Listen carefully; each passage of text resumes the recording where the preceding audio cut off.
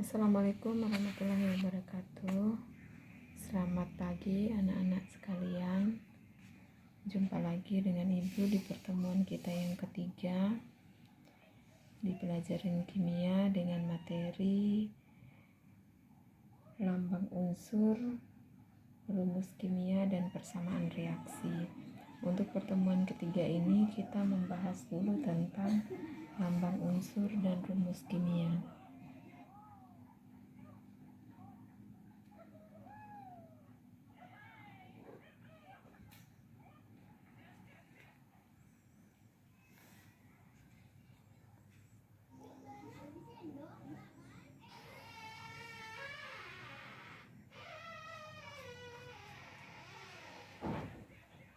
Nah, untuk persamaan reaksinya kita akan bahas pada pertemuan kita selanjutnya.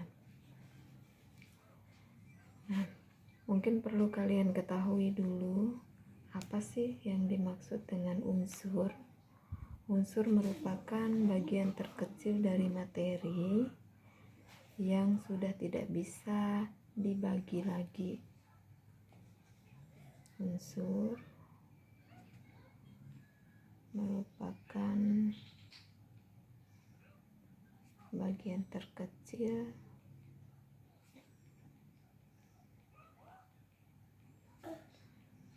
dari materi yang tidak bisa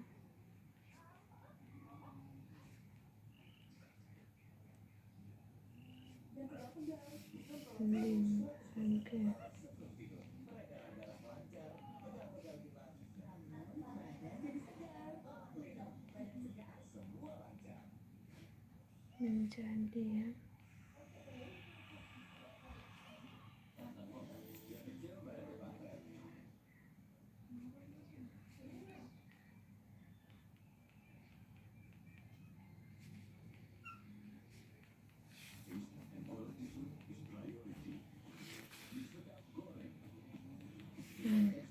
Jadi unsur itu merupakan bagian terkecil dari materi yang tidak bisa dibagi lagi menjadi bagian yang lebih kecil lagi. Nah, contoh unsur antara lain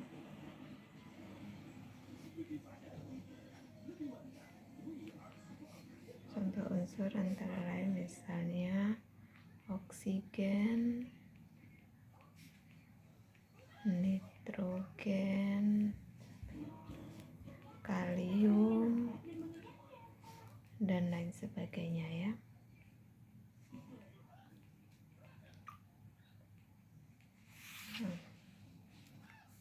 Di alam banyak sekali ditemukan unsur ya, sudah 100 sekian unsur ditemukan di alam ini.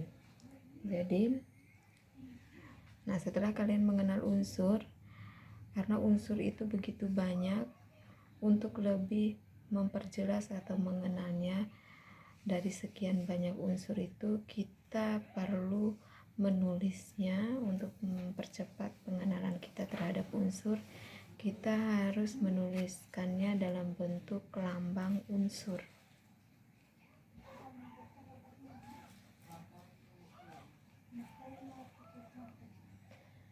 Nah, kenapa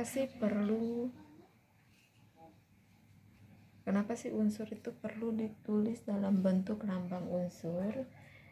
Ini untuk mempermudah kita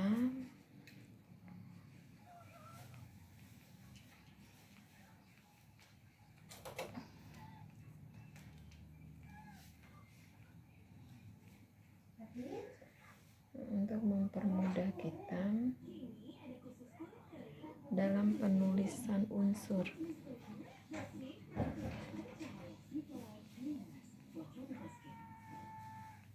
Dalam penulisannya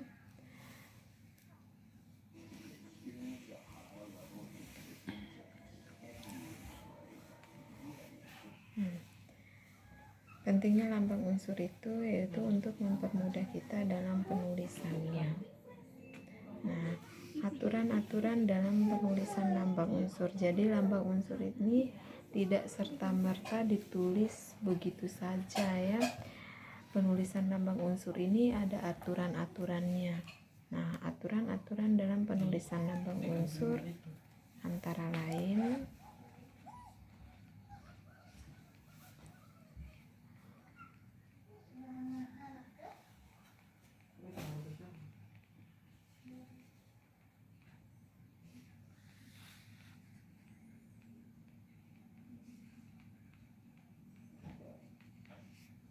yang pertama,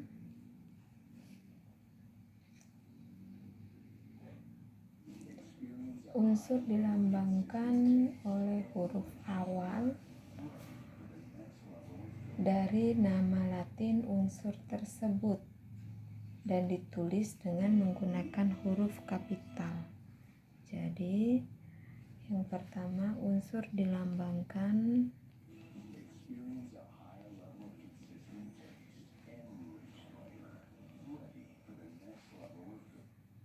oleh huruf awal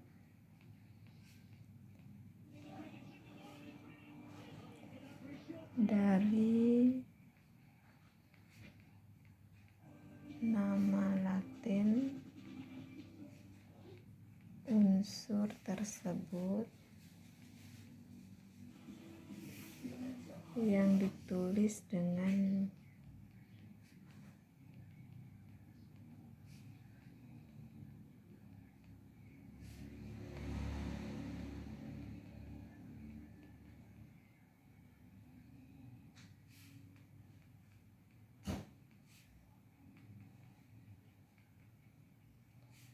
atau huruf besar ya,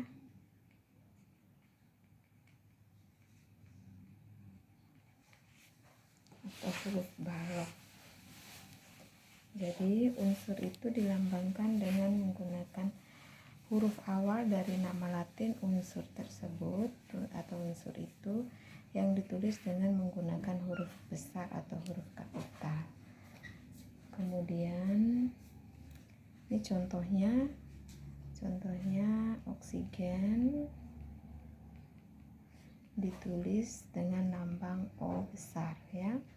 Kemudian natrium nitrogen ditulis dengan lambang N ya, N besar. Kemudian yang kedua, unsur yang mempunyai huruf awal yang sama, lambangnya dibedakan dengan menambahkan satu huruf lain dari nama unsur tersebut dan ditulis dengan huruf kecil. Jadi unsur yang mempunyai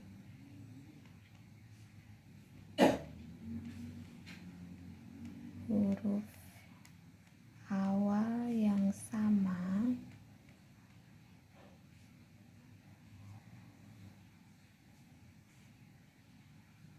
lambangnya dibedakan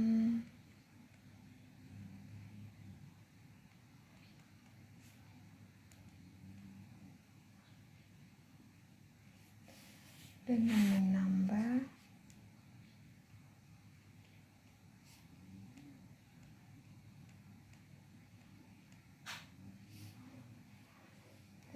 menambah satu huruf lain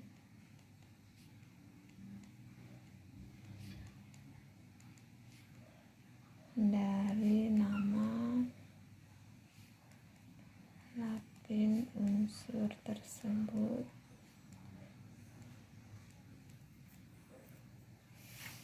dan ditulis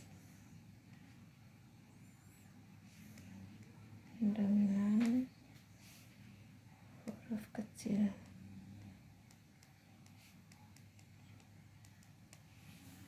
Misalnya ini contohnya ya,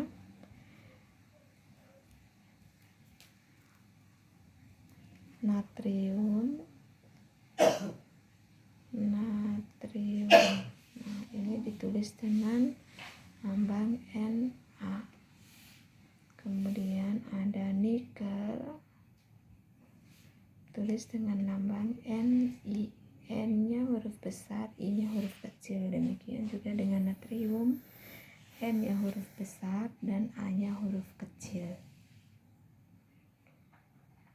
juga di contoh lain, misalnya kalsium.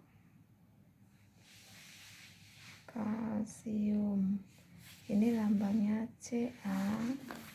Ada kobalt. Ini lambangnya CO. Nah, dan seterusnya ya. Nah, siapakah yang mengemukakan penulisan lambang unsur ini? Penulisan lambang unsur ini dikemukakan oleh atau yang memiliki ide adalah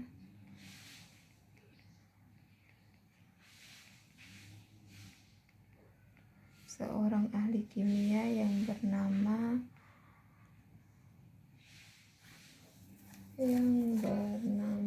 Berzelius. John Berzelius ya. Nah, unsur ini dibagi menjadi dua seperti yang kalian ketahui.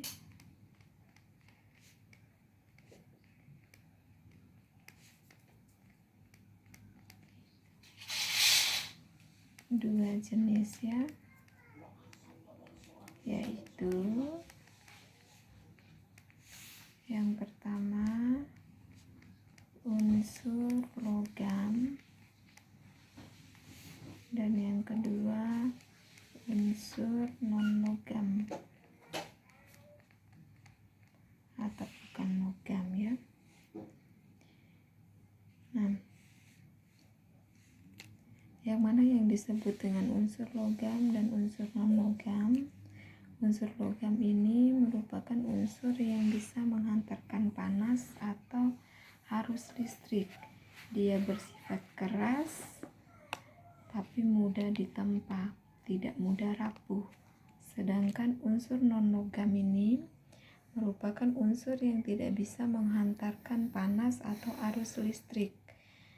Nah, unsur non-logam ini umumnya bersifat rapuh atau mudah hancur.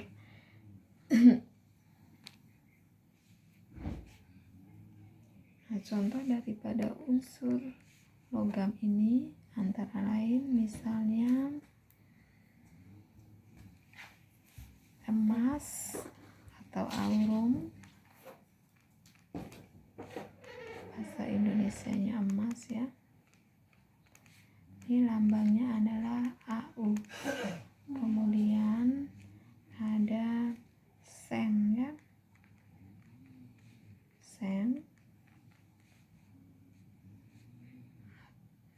Ini lambangnya adalah Zn. Nikel adalah lambangnya Ni. Contohnya ya.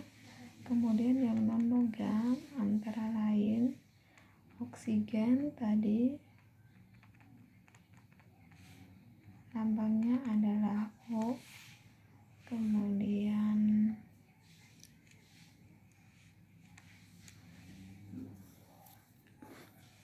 oksigen, masih banyak yang lain-lain.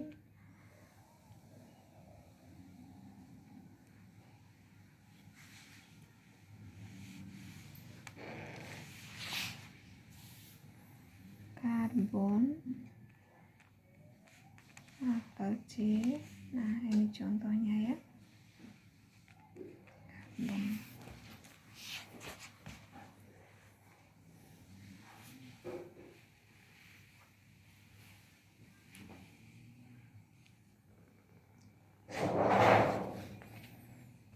Nitrogen dan lain sebagainya, ini contoh yang non-logam. Nah, kemudian yang berikutnya kita bahas tentang rumus kimia.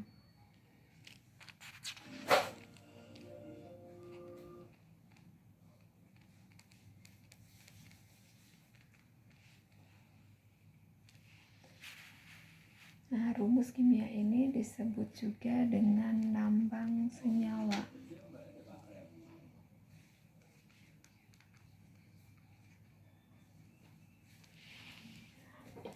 mungkin kalian bertanya, apa sih Bu itu senyawa? Nah, senyawa sendiri merupakan gabungan dari dua unsur atau lebih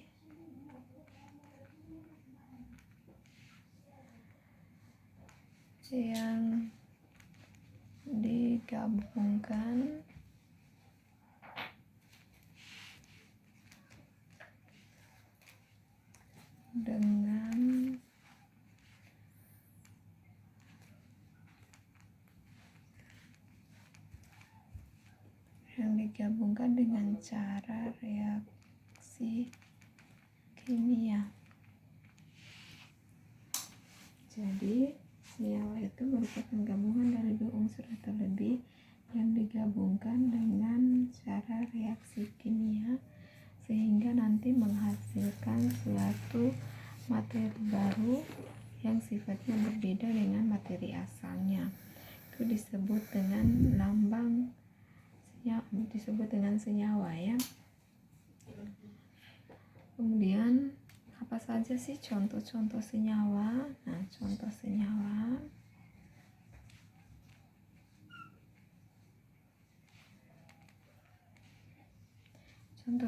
ini misalnya H2O ya. H2O atau molekul air. Nah, H2O ini atau molekul air ini merupakan gabungan dari unsur hidrogen dan unsur oksigen ya. Kemudian misalnya H2SO4.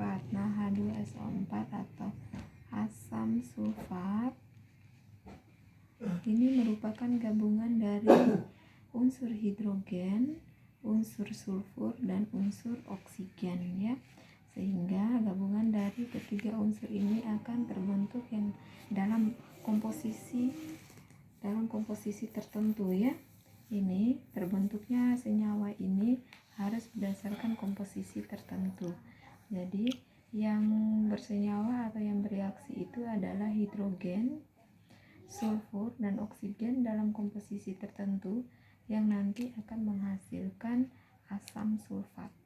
Nah, asam sulfat dan molekul air ini merupakan contoh daripada senyawa. Nah, sebenarnya senyawa itu sendiri dibagi menjadi dua. Sebenarnya senyawa ini juga biasa disebut sebagai molekul ya. Tetapi molekul ini ada dua, ada molekul unsur dan ada molekul senyawa. Yang molekul unsur itu merupakan molekul yang terdiri dari dua unsur saja, dari dua unsur yang sejenis. Misalnya oksigen. Oksigen merupakan molekul unsur. Kenapa disebut molekul unsur? Karena dia terdiri dari dua unsur yang sejenis, yaitu unsur O. Unsur O yang bergabung dengan unsur O yang lain akan menghasilkan O2 yang disebut dengan oksigen. Sama juga dengan gas hidrogen. Gas hidrogen merupakan molekul air dari unsur hidrogen atau unsur H yang bergabung dengan unsur H, terbentuklah H2 atau gas hidrogen. Sedangkan yang kedua adalah molekul senyawa. Nah, molekul senyawa ini merupakan molekul yang terdiri atau terbentuk dari lebih dari dua senyawa yang tidak sejenis. Nah, contohnya ini H2SO4, H2O, kemudian NaCl dan lain sebagainya, itu disebut sebagai senyawa ya. Tapi orang-orang lebih mengenal dengan sebutan senyawa.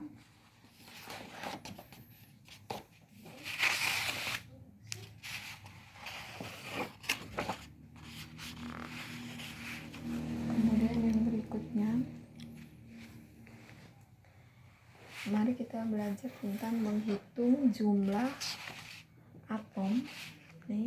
Jumlah atom atau jumlah unsur yang berada dalam suatu senyawa.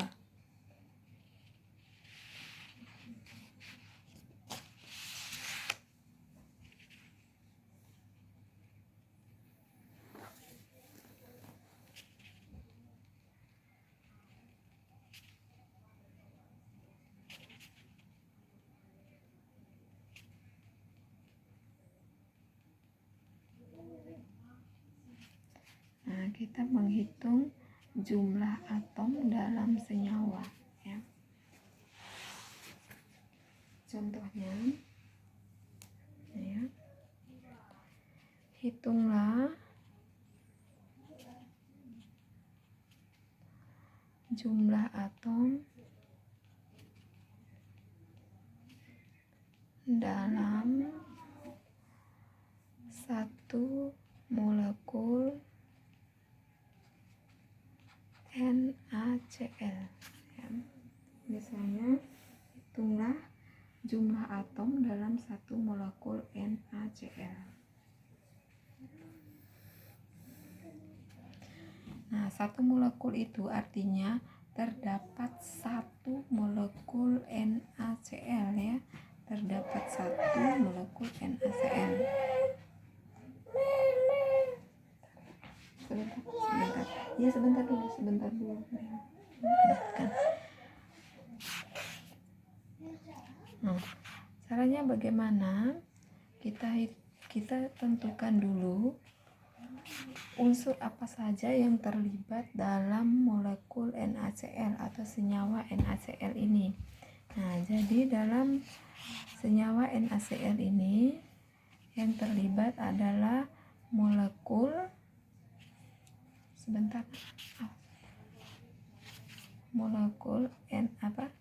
unsur Na dan unsur Cl.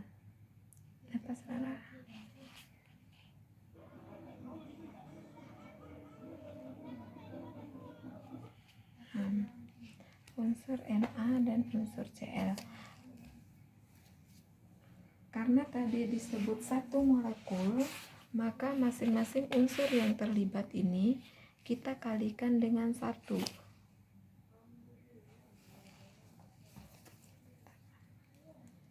Nah, karena disebut satu molekul, ini satu molekul.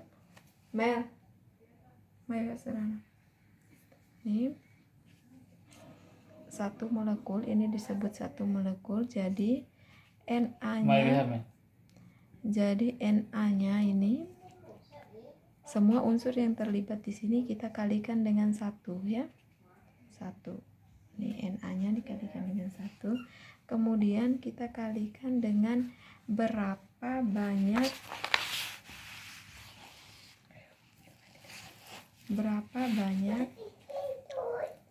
atom Na yang terdapat dalam satu molekul ini. Misalnya di sini Na hanya ada Na ini saja ya, tidak ada angka di belakang Na ini.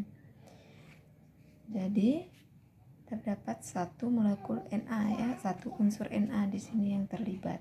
Makanya kita kalikan dengan 1. Kemudian demikian juga dengan Cl. Cl ini di sini tidak terdapat angka di belakang Cl, sehingga sama-sama dikalikan dengan 1. Berarti untuk Na-nya adalah 1 dan Cl-nya adalah 1. Jadi jumlah unsur yang terdapat dalam NaCl itu adalah 2 unsur, di mana terdapat 1 unsur natrium dan 1 unsur klorin ya. Kemudian contoh yang lain lagi, misalnya berapa jumlah atom dalam 2 molekul KNO3 misalnya, dalam molekul kalium nitrat ya misalnya. Jadi kita tentukan dulu unsur apa saja yang terlibat. Unsur yang terlibat di sini adalah unsur K, unsur kalium, kemudian unsur nitrogen N, dan unsur oksigen. Nah, masing-masing unsur ini kita kalikan dengan jumlah molekulnya. Jumlah molekulnya ada 2 ya, 2. Jadi semua unsur yang terlibat kita kalikan dengan 2. Kemudian kita kalikan dengan berapa angka indeks atau angka di belakang masing-masing unsur ini. Jadi angka yang ada di belakang masing-masing unsur ini disebut dengan angka indeks. Sedangkan angka yang berada di depan nama molekul ini, di depan molekul ini disebut dengan angka koefisien. Nah, kembali ke sini. Misalnya untuk kalium, kita kalikan jumlah molekulnya yang 2 ini dikali dengan berapa angka atau berapa jumlah atom kalium. Jumlah atom kalium di sini 1 karena tidak ada angka di belakangnya. Jadi 1 di sini. Kemudian nitrogen juga 1 karena tidak ada angka di belakangnya, jadi dikali 1. Oksigen ada 3 karena ada angka 3 di belakangnya, jadi ada 3 atom oksigen ya. Tinggal kita kalikan saja 2, 2, dan 6. Nah, jika kita jumlahkan, jadi ada berapa unsur atau ada berapa atom yang terdapat dalam 2 molekul KNO3 atau kalium nitrat. Jadi jumlah atom yang terdapat dalam 2 molekul KNO3 adalah 10 atom unsur. 10 atom unsur, di mana terdapat 2 atom unsur kalium, 2 atom unsur nitrogen, dan 6 atom unsur oksigen. Jadi terdapat 10 atom unsur. Nah, latihannya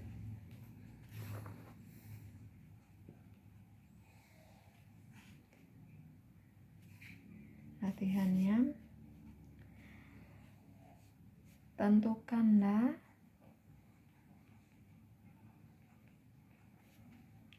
berapa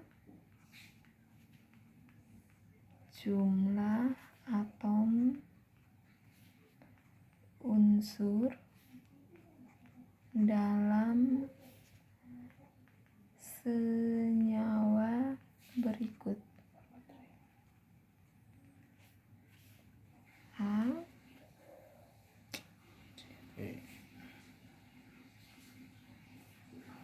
3 molekul urea atau CONH2 2 kali atau urea ya. Kemudian B 2 molekul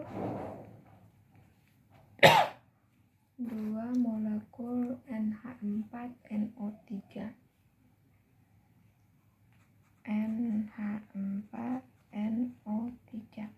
Nah, silakan dikerjakan ini, dihitung berapa jumlah unsur pada masing-masing molekul ini.